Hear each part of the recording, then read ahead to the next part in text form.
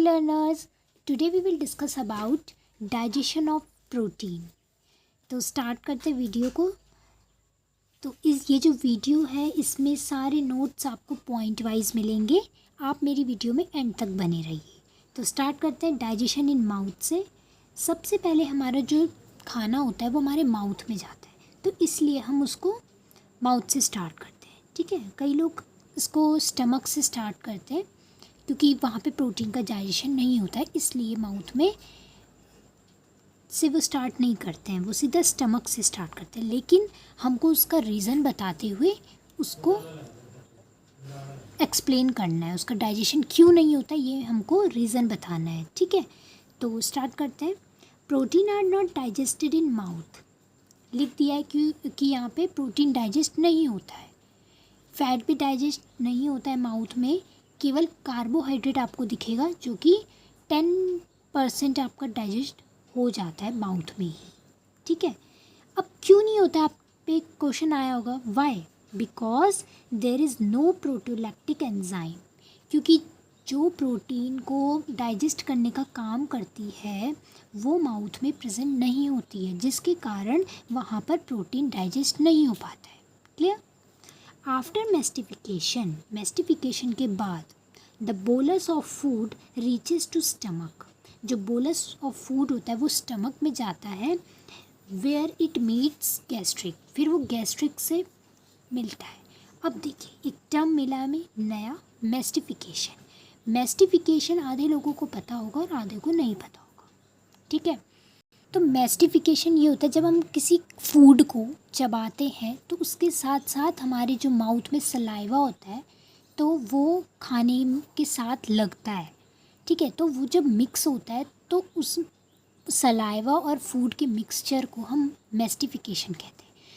और फिर उस जो वो गोला बनता है, जो फूड का और सलाइवा का जो मिक्स बनता है उसको हम बोलस कहते हैं।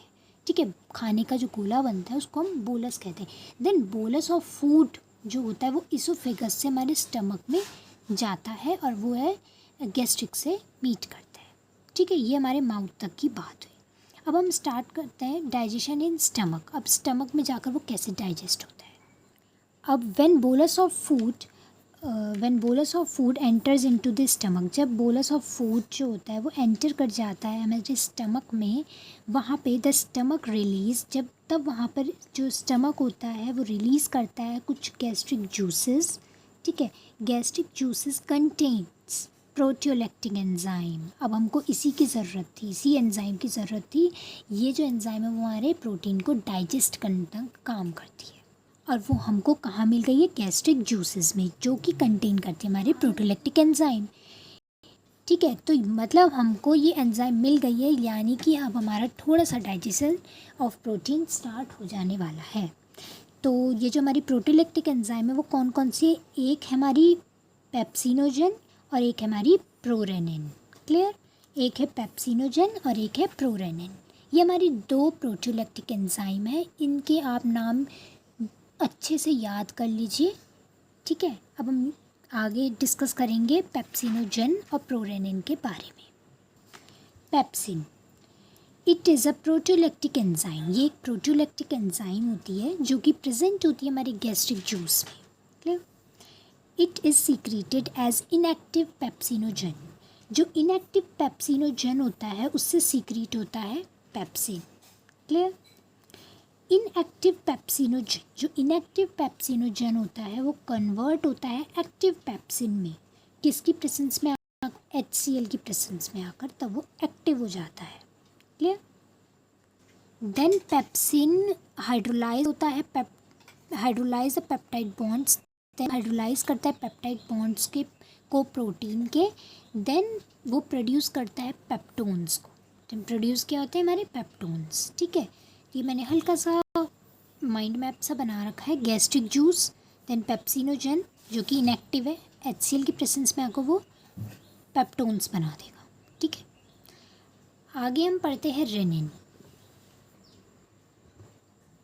Rennin is also present in gastric juice, जो कि एक प्रोटीओलैक्टिक एंजाइम है जो कि सीक्रेट होती है, secreted in inactive form of prorennin, ये सीक्रेट होती है हमारे प्रोरेनिन से, जो कि इनएक्टिव फॉर्म में होता है। वो which becomes active rennin in the presence of plasmin. जब वो प्लास्मिन की प्रेजेंस में आता है देन वो रेनिन एक्टिव हो जाता है, तब ये प्रोरेनिन एक्टिव होकर रेनिन में कन्वर्ट हो जाता है। ठीक है। एक्टिव रेनिन, जो एक्टिव रेनिन होता है वो एक्ट करता है मिल्क के प्रोटीन में। आपको ये मल्टीपल चॉइस क्वेश्चन में आ सकता है कि मिल्क का प्रोटीन क्या है, तो आप कैसिन कह सकते हैं। ठीक है, casein is a milk protein. अब जो एक्टिव रेनिन होता है वो एक्ट करता है मिल्क के प्रोटीन में, जो कि ये कैसिन, और कन्वर्ट होता है पैराकैसिन में। ठीक है, active rennin act on the protein of milk, यानी जो एक्टिव रेनिन है वो प्रोटीन ऑफ मिल्क में क्या करेगा, एक्ट करेगा, जो कि है कैसिन, और बन जाएगा पैराकैसिन। ठीक है, पी प्रोटीन में एक्ट करेगा, पैराकैसिन बन जाएगा।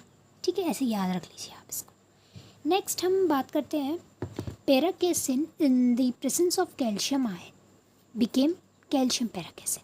जैसे paracasein in the presence of calcium ion, जब वो पैराकैसिन प्रेजेंस में किसके, कैल्शियम की प्रेजेंस में आता है तो वो बन जाता है कैल्शियम पैराकैसिन। क्लियर, ये बहुत इजी, आप इसको नाम याद रख सकते हैं। पैराकैसिन किसकी प्रेजेंस में आएगा, जब कैल्शियम की, तो वो बन जाएगा कैल्शियम पैराकैसिन। ठीक है, plasmin act on these calcium paracasein, जो प्लास्मिन होता है जिसकी प्रेजेंस में आकर प्रोरेनिन एक्टिव बन रहा था, वो क्या था, प्लास्मिन। जब प्लास्मिन एक्ट करेगा कैल्शियम पैराकैसिन में एंड हाइड्रोलाइज कर लेगा पेप्टाइड बॉन्ड्स के, प्रोटीन के पेप्टाइड बॉन्ड्स को, तो वो फॉर्म करेगा पेप्टोन्स एंड प्रोटीएस। ठीक है, अब ये मैंने हल्का सा इसका भी एक माइंड मैप सा बना रखा है। कैसिन है, रेनिन की प्रेजेंस में आके एक्ट करेगा रेनिन उसमें, और पैराकैसिन बन जाएगा। ठीक है, रेनिन प्लस कैल्शियम, देन वो बन जाएगा कैल्शियम पैराकैसिन। ठीक है, वो हाइड्रोलाइज करेगा, पेप्टोन्स एंड पेप्टाइड्स फॉर्म हो जाएंगे। ठीक है, देन आगे बात आती है digestion in small intestine. Then अब हमारा जो बोलस ऑफ फूड है वो स्मॉल इंटेस्टाइन में आ गया है। अब उसने स्टमक को छोड़कर वो duodenum part of the small intestine में आ गया है, जो कि मीट करता है, वहाँ पर मिलता है पेनक्रियाटिक जूस में, पेनक्रियाटिक जूस से, जो कि सिक्रीट होता है पेनक्रियास से। पेनक्रियास से सिक्रीट होता है पेनक्रियाटिक जूस। ये भी बहुत इंपॉर्टेंट है आपके एग्ज़ाम के पॉइंट ऑफ व्यू से, तो आप प्लीज़ इसको भी याद करके जाएं। ठीक है, a number of proteolytic enzyme are present in pancreatic juice. अब जहाँ जहाँ आपको प्रोटीओलैक्टिक एंजाइम दिखेगी, यानी कि वहाँ पे जो हमारा प्रोटीन है वो हमारा डाइजेस्ट होता जा रहा है। ठीक है, तो हमको यहाँ पर भी मिल गई हमारी जो प्रोटीओलैक्टिक एंजाइम है, जो कि हमारे पेनक्रियाटिक जूस में प्रेजेंट है। क्लियर, वो कौन कौन सी है, इनके भी नाम आपको याद रखने हैं। वो है ट्रिप्सिनोजन। हालांकि ये बहुत थोड़े टफ हैं, थोड़े से नाम याद करने में, लेकिन ये बहुत इजी से आपको हो जाएंगे क्योंकि बहुत कम एंजाइम्स है। आप इसको याद करना ही पड़ेगा क्योंकि आपके शायद एमसीक्यू में भी आ सकते हैं। ठीक है, और ये digestion of protein is a very very important.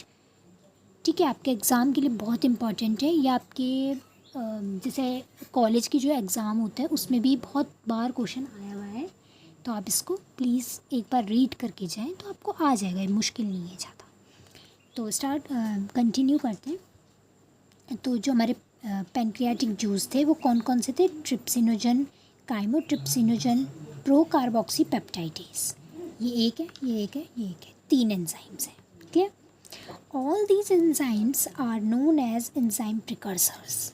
ये जो मेरी 3 एंजाइम्स हैं इनको हम एंजाइम प्रिकर्सर्स बोलते हैं। Clear, these inactive enzymes precursors became active when, ये enzymes precursors अभी inactive फॉर्म में है, ये जो है ना अभी ये inactive फॉर्म में, इनको एक्टिव फॉर्म में लाने के लिए हमको उनको रीच यानी मिलाना पड़ेगा एंटीरियोकाइनेस से।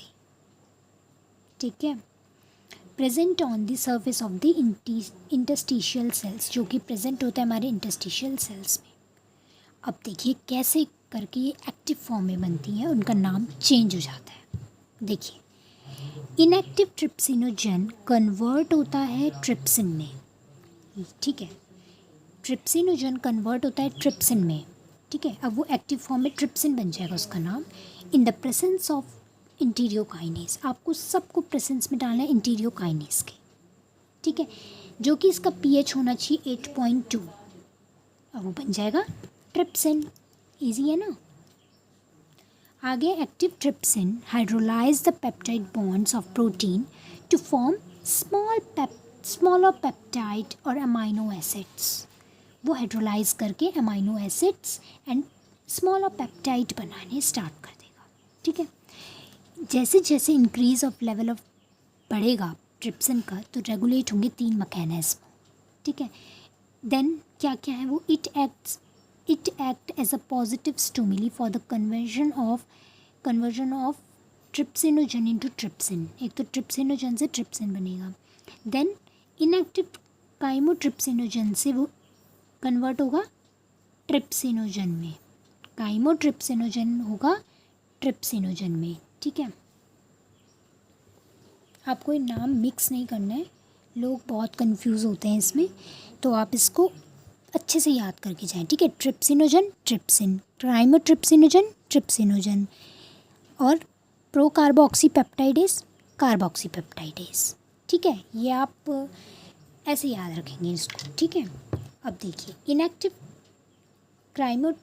Chymotrypsinogen and carboxypeptidase hydrolyse the peptide bonds of protein. ये जो दोनों एक्टिवेटेड फॉर्म में हैं, वो क्या करेंगे, हाइड्रोलाइज करेंगे पेप्टाइड बॉन्ड्स को, किसके, प्रोटीन के, और बना देंगे स्मॉलर पेप्टाइडेज और अमाइनो एसिड्स। क्लियर। क्योंकि जो हमारा प्रोटीन है वो हमारा अमाइनो एसिड्स में जाकर उसकी मतलब, जैसे कि कार्बोहाइड्रेट किस में टूटता है, शुगर्स में, ग्लूकोज में, वैसे ही जो हमारा प्रोटीन है वो हमारा अमाइनो एसिड्स में टूटता है और डाइजेस्ट हो जाता है। यानी कि हमारा जो स्मॉल इंटेस्टाइन है वहाँ पर ये जो डाइजेशन हो गया कंप्लीट। क्लियर। आई होप आपको ये वीडियो बहुत यूज़फुल लगी हो।